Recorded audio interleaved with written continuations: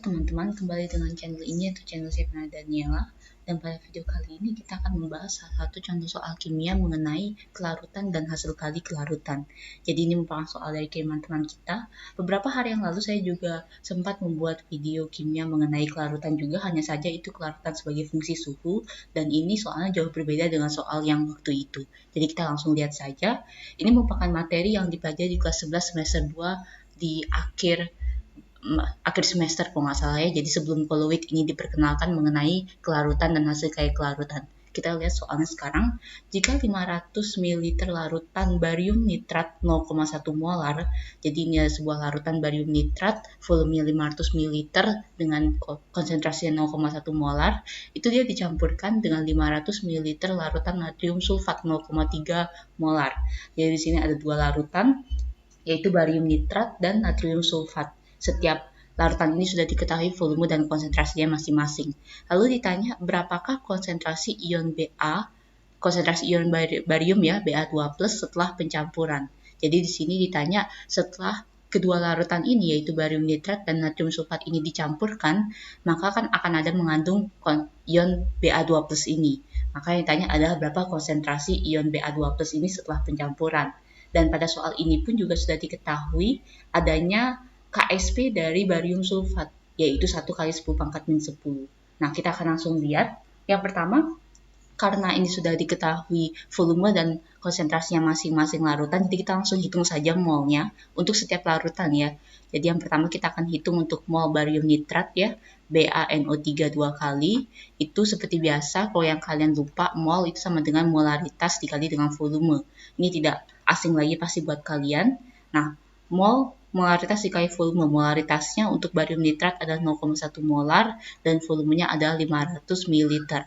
Nah, kalau kalian ingin mengubah 500 ml ini menjadi liter, itu boleh saja.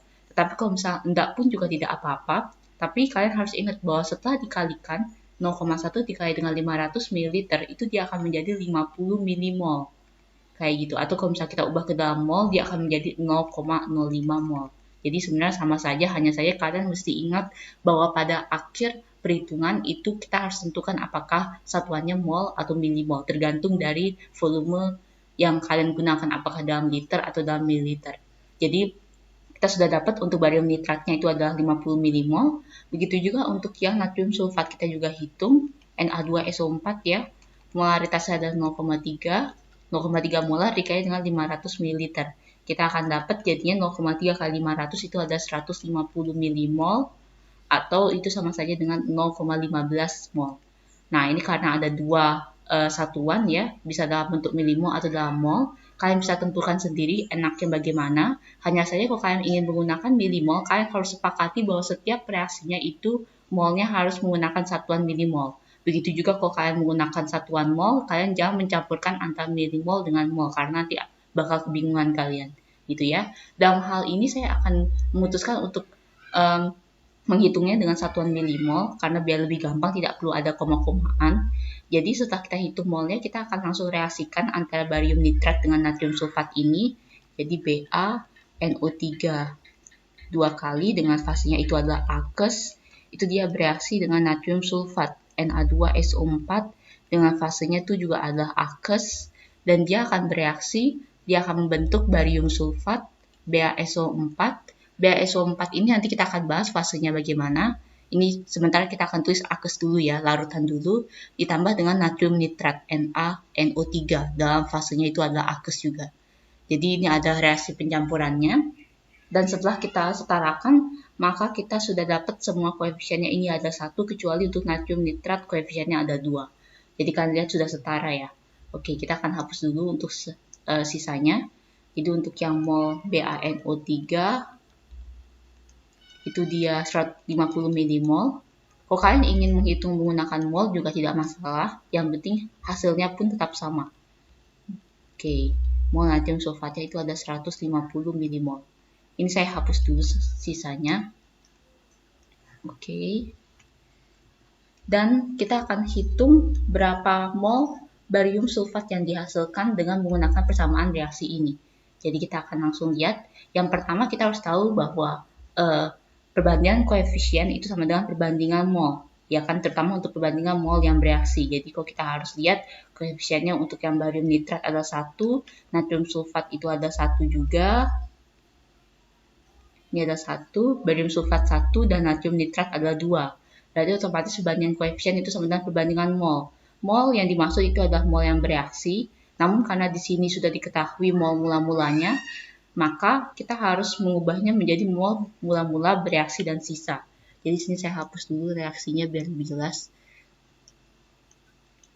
Oke, saya akan tulis dulu dengan ukuran yang lebih kecil.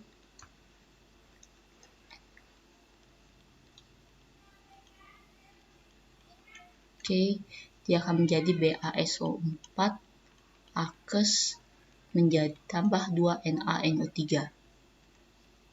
Oke, seperti yang tadi saya sudah bilang, bahwa koefisiennya itu adalah 1 banding 1 banding 1 banding 2.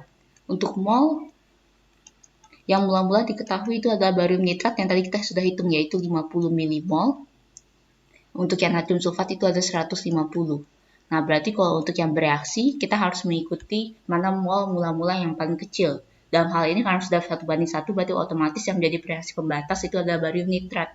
Jadi yang bereaksi itu ada 50 mmol. Yang karena yang barium nitrat bereaksi 50 mmol, berarti yang natrium sulfat juga 50 mmol bereaksi. Yang barium sulfat yang dihasilkan juga 50 mmol, dan natrium nitrat yang dihasilkan ada 100 mmol. Karena dia perbandingannya ada 2 banding 1. Oke. Dan jadinya untuk sisa molnya, itu karena yang bersisa ada natrium sulfat 150 dikurangi 50 ada 100 mmol. Jadi ada 100 mmol natrium sulfat yang bersisa. Sementara untuk barium nitrat tidak ada yang bersisa. Dan untuk yang barium sulfat dihasilkan 50 mmol. Dan natrium nitrat dihasilkan 100 mmol. Kita akan coba fokus ke dalam yang barium sulfat. Jadi mol barium sulfat yang dihasilkan itu adalah 50 mmol. Oke, kita akan hapus dulu ya. Ya, jadi kita tulis lagi. Mol barium sulfat itu adalah 50 mmol. Yang tanya ada konsentrasi ion Ba2+-nya.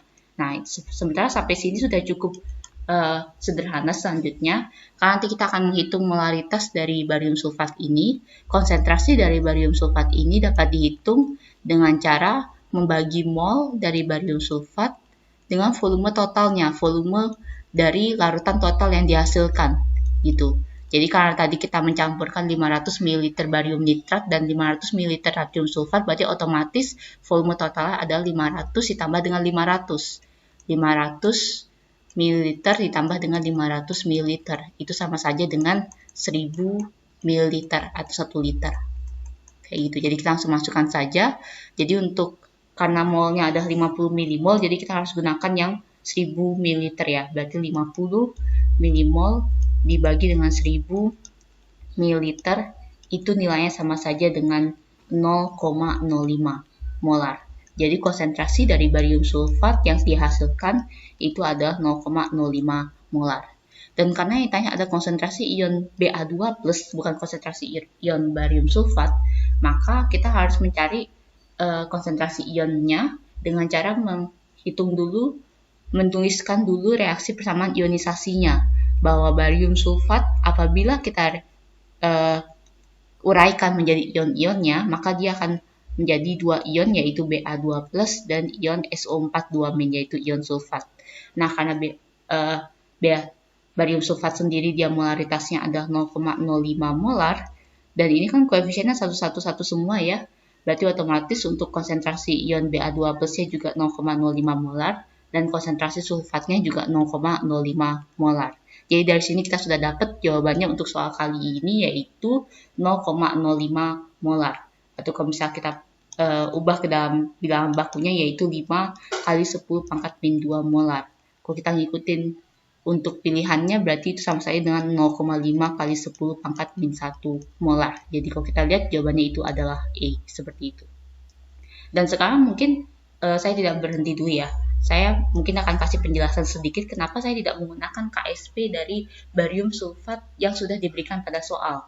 Karena yang tadi sudah dibilang bahwa KSP dari barium sulfat itu adalah 10 pangkat min 10. Tadi kan sudah lihat selama proses penghitungan saya tidak ada sama sekali saya menggunakan KSP. Kenapa begitu? Karena yang tanya adalah konsentrasi ion Ba2+ setelah pencampuran. Maksudnya begini.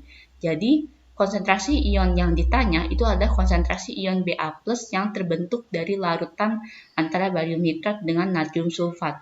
Seperti itu. Kalau KSP, kalian masih tahu ya, maksudnya definisi KSP itu apa ya. Jadi KSP itu merupakan suatu tetapan hasil kali kelarutan namanya. Hasil kali kelarutan itu dapat dari hasil kali konsentrasi ion pada kondisi larutan jenuh setelah dipangkatkan dengan nilai koefisiennya dari persamaan ionisasi. Yang paling penting dalam kuncinya itu adalah larutan jenuh. Jadi kalau pada larutan jenuh, itu KSP dari barium sulfat adalah 10 pangkat min 10. Itu dalam keadaan larutan jenuh. Tapi kalau dalam larutan yang tidak jenuh atau yang lewat jenuh, nah kita tidak tahu. Makanya KSP itu adalah suatu tetapan kelarutan untuk yang larutan jenuh saja atau larutan tepat jenuh. Sementara untuk yang larutan kurang jenuh atau tidak jenuh itu bisa dihitung dengan cara menggunakan KSP namanya. KSP itu juga merupakan hasil kali ion-ion sama dengan KSP, namun hanya saja pada KSP keadaannya dia pasti larutan yang jenuh. Sementara pada KSP kita tidak ketahui apakah larutan tersebut kondisinya jenuh atau tidak jenuh. Makanya oleh karena itu dalam soal ini kan tidak diketahui apakah larutan ini jenuh atau tidak jenuh.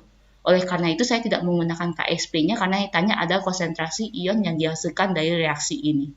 Seperti itu. Jadi itu saja untuk pembahasan soal pada video kali ini. Jangan lupa untuk like, share, dan subscribe. Dan apabila kalian memiliki pertanyaan ataupun soal yang ingin dibuatkan video pembahasannya seperti ini juga, silakan kalian cek di dalam deskripsi setiap video kami. Di sana ada email. Kalian bisa kirimkan soal kalian ke dalam email tersebut. Terima kasih.